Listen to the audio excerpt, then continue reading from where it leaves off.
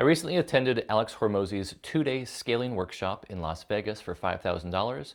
These are my 3 biggest takeaways. Number 3, know your data. You need to know your data, otherwise you're basing decisions off of feelings.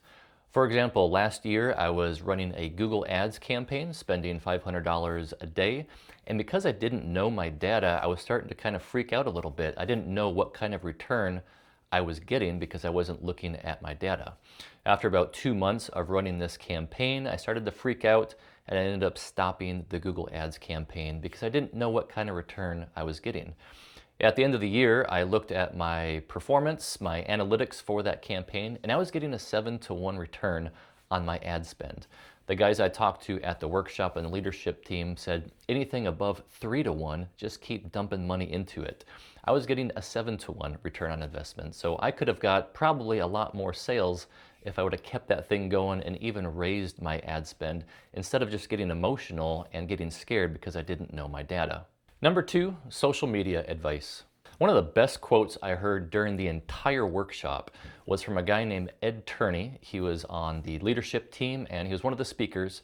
And regarding social media, he said, if you're not posting, you're caring too much about what people think. I wanted to kind of debate and say, no, it's not that, it's something else. But I knew he was absolutely 100% true. I'm caring too much about what people think. That's why I'm not posting enough. So don't care so much about what people think. Alex Hormozi all the time says your first 100 posts are gonna suck, post them anyways. So that one really freed me up to just get more active on social media. The second quote, which I thought was incredible by the same person, he said, it's regarding what type of content you should be posting. He said, everything you know, every secret you have, give it away for free. And the number 1 biggest takeaway that I got from the entire event was great CEOs allocate more resources on solving the constraint over and over.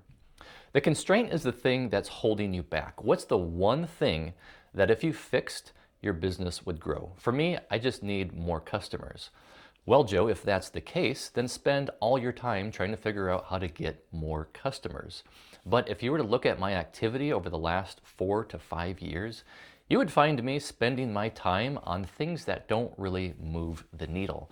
I've always been stuck in this mode of there's 1,000 different things and I honestly don't know which one to spend my time on. I don't know how to prioritize all these different tasks. This brought so much clarity. What's the one thing holding you back from growing? Spend all your time solving that problem. And I think a reason why I was spending all my time optimizing my product photos, optimizing my product listing, making the website look nice, streamlining my manufacturing process. All those things are great and might help move the needle a little bit, but not that much. But the reason why I spent so much time on those things is that I enjoy doing those things. And the thing that actually moves the business forward is things I don't really like doing, such as marketing. It's hard and I don't enjoy it. But if I want to grow my business, I need to spend more resources, more of my time on the thing that will actually move the needle. So I hope these points are helpful for you and you can apply them to growing your business.